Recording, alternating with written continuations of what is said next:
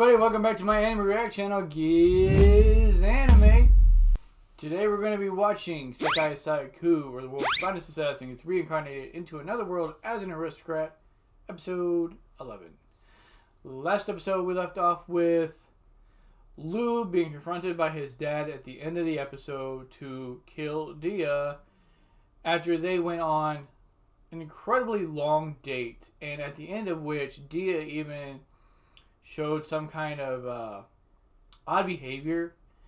She threw off her clothing, and as well as all the people around her, to reveal that everybody was in the military. So either she's like drafted all the civilians to fight with her in this war that she's a part of now, and she feels like she's not going to win, which is why she said goodbye to him. But at the same time, even if she does win, apparently Lugh's father wants him to kill Dia because of a job that they've been hired to do. So we're kind of at a crossroads right now. And I really don't see Lugh killing her.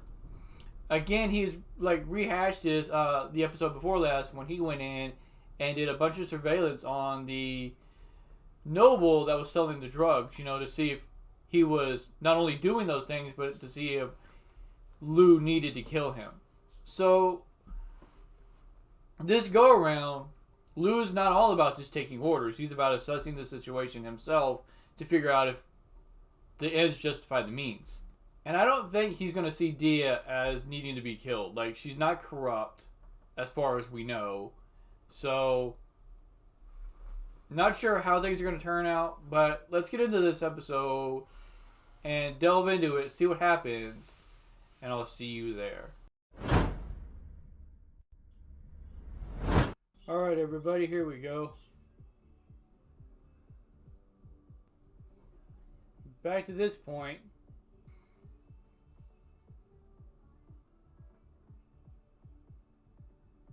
Yeah, that's not happening.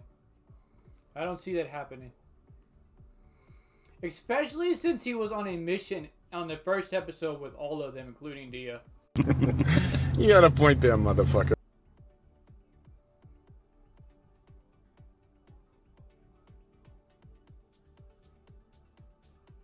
Exactly.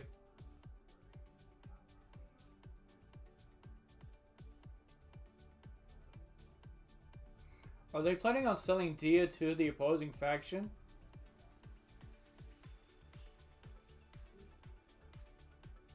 That's why she said goodbye.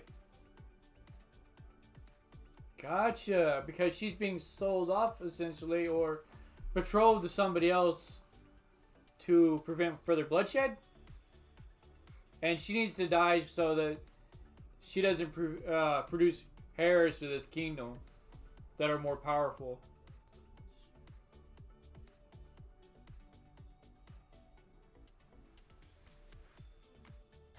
Say what? That's who's on the floor?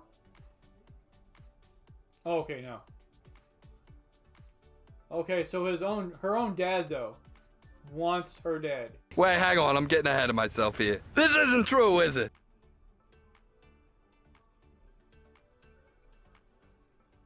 Okay, so we're making it look like she died. Correct? That's what I'm getting.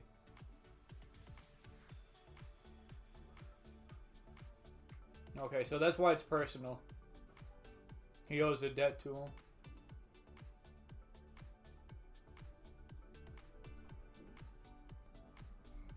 I don't understand why Lugh is talking like this. Like, what if I don't want to go? Why would he not want to go save her? This guy literally said he wanted her to be his wife. So he would rather see her die? And see, this is my biggest complaint with even his rationale in deciding should he or should he not. Like, that should be an obvious given if he wants to be the person that he says he wants to be now. Not the tool, someone with feelings, someone who gets to decide, which I guess is what he's doing now, but I just don't understand the point of the inner monologue we're having right now. As if he's really contemplating not going. Is it for his mom? It's what I thought.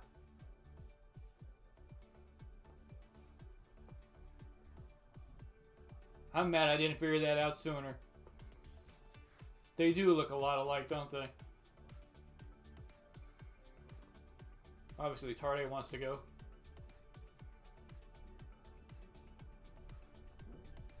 Is she gonna try anyway? Okay.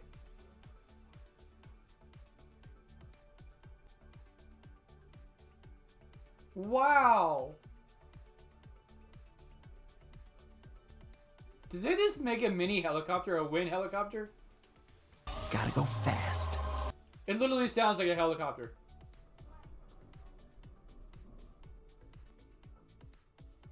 So she's dissipating the wind. Right, so he can run further, easier. Nice. Even though it looks like he's running too. That's actually, not only is that impressive, that's really like incredible in terms of like resolve. Because she's really trying to show Lugh that she's more than just a tool. She's a friend that cares. She wants to help him.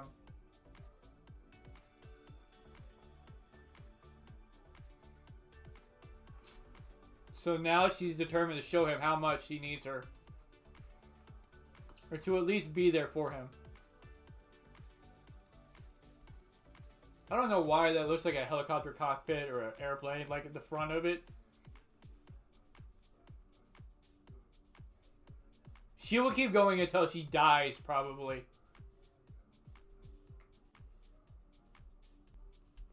Is this something she heard or learned? I don't remember her ever hearing him say he doesn't want to be used as a tool. So I guess she just figured this out on her own. I see. Is she gonna go the whole distance by herself? Girl, calm down now. Yo, she really would have killed herself if it meant getting him there. She upset she couldn't go further? Yeah. She wants to go the whole way. She wants to do everything she can for him. Are they more than halfway there?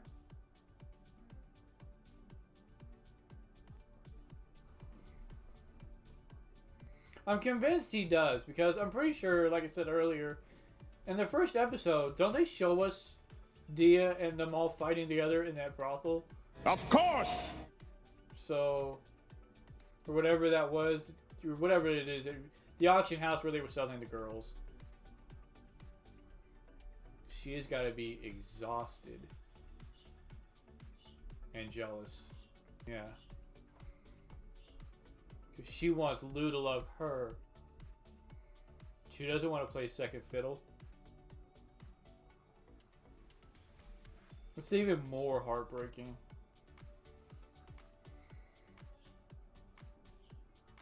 Are we going to get to see that? Oh. Back to this again. But let's see what happens this time. Maybe it's something different.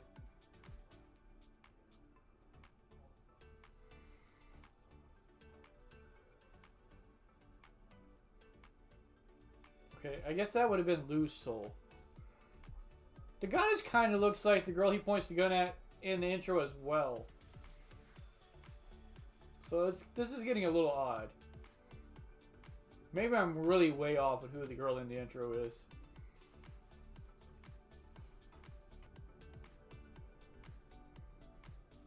Is Dia using those bomb things? The mana spears that he's been collecting too? I forget what they call them.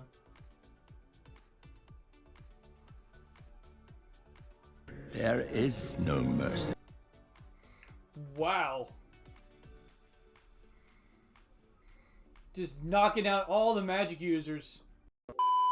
I just wanted to do a little announcement that I am going to be doing a figure giveaway at 500 subscribers for a Super Masters Diorama 2 Trunks and Vegeta figure. It's over 9,000! You enjoy it. As a show of appreciation for the support that everybody's been giving me, all the comments everybody's been leaving, all the love from the anime community that I've been shown. I'm hoping to continue with what I'm doing and just to get better as I go to make the experience more enjoyable for everybody so that I can earn that sub from you. And like I said, at 500 subscribers, I will be doing a giveaway for this figure.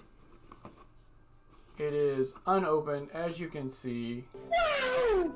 So if you want to win that, then subscribe and just make sure that you're over 18 years of age and you live within the US. Because I don't know if I could afford the shipping outside. Like I said though, with that said, I appreciate all the support I've been given. Thank you very much. I will see you all next time. Yeah, that isn't going to do anything.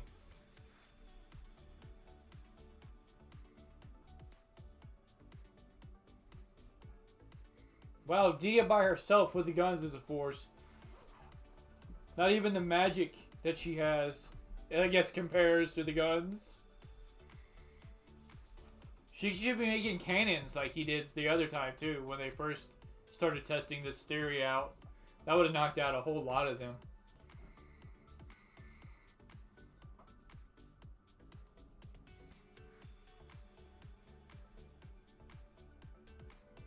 Okay, a forest stone.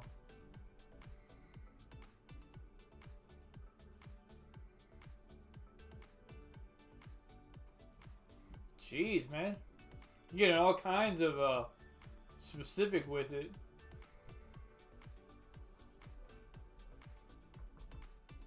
Okay, so it's not that destructive, but good enough. Dia has to know he's there by now, watching all this mayhem ensue.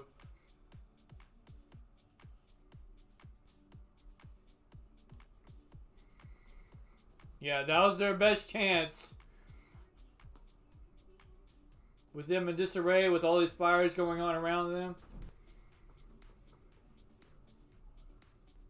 So does he have to make something that looks like a clone of her body to discard somewhere to make it look like she died?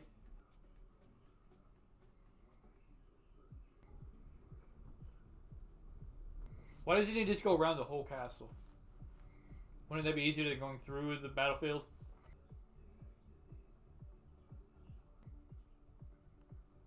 Okay, so he picked up this girl as like a decoy body.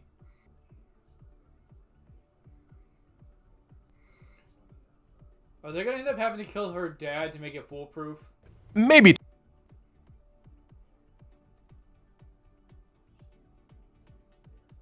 Are these like Maha's birds? Probably. So she's gonna figure out what's going on too? They finally figured out how to get the spear?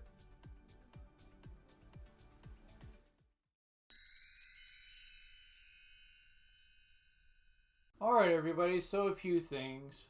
We'll start off with the fact that this is pretty similar to, I guess, what happened in the past with Lugh's father and mother. Lugh's mother is actually a part of Dia's family, which makes Dia Lugh's cousin. Now, I don't know how distant the relationship is or how things will play out with that field, but I guess we'll find out later. Regardless of if he's going to end up being with her or not, he's at least going to save her. So, this whole time I've been wondering what's going to happen. You know, is he going to kill Dia like his father asked, as we've awaited for this episode, or what? But it ends up that we're not killing her, we're faking her death. Which, okay, that's cool. I'm with that.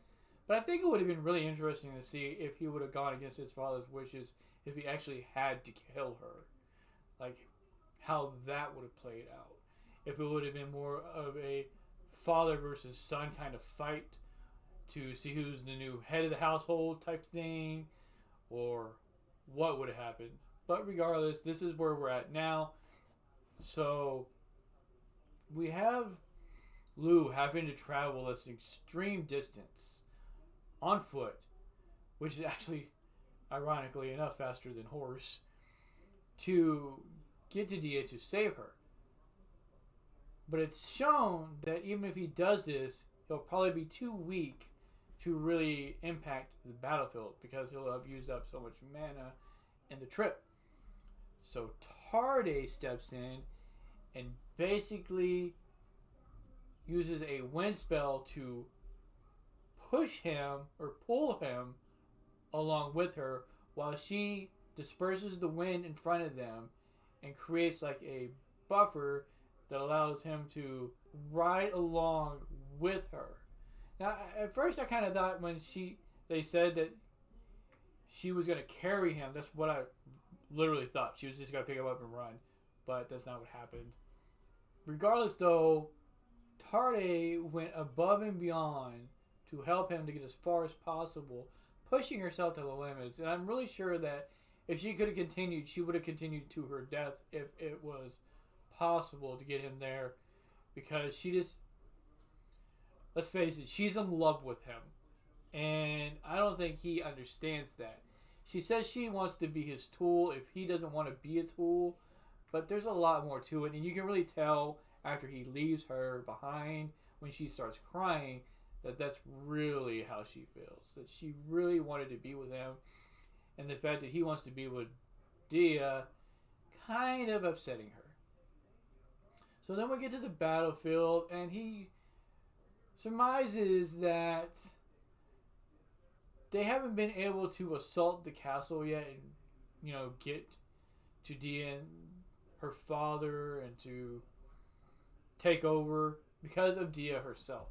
Dia is using bullets that she's made from guns that she's made to hold them at bay by sniping off all the magic users.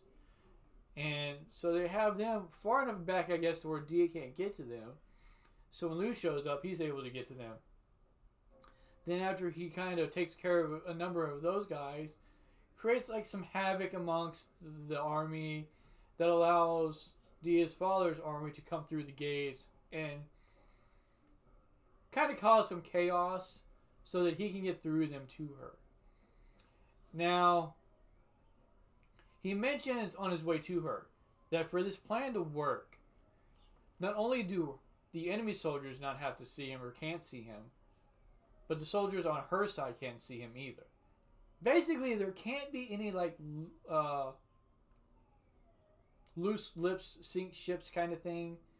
So anybody that knows about it could possibly make it to fail later on down the line. So I'm really curious to see if Dia's dads are going to have to die. Because if he knows about the plan and he's captured later on down the line, he can spill the beans still. Not to mention the fact, I think it would leave a lot more credence to Dia being dead if her father dies alongside of her. So that's a possibility. I think it would make it a lot more interesting and a lot more conclusive when it comes to believing that Dia is dead as well. I don't think that's what they're going to do, but again, I think that would be like a really good bet, sort of say, as something to do. And then there's the end. After the credits, we see Maha's, one of the girls, I forget her name, that she was with when they were, going through their ordeal, come up to her and hand her something that has to do with the divine spirit that they were trying to figure out, I guess, that the one guy has. So there's a little more to that. The way Maha acted, the information she was handed over seems pretty pertinent. But since they really don't delve into it, I'm really not sure what it could mean. I could theorize all kinds of crazy things. But with that said, let me know what you all thought of this reaction. And if you enjoyed it, feel free to hit that sub button down below, as well as the notification button. And I will see you all next time. Da da da da.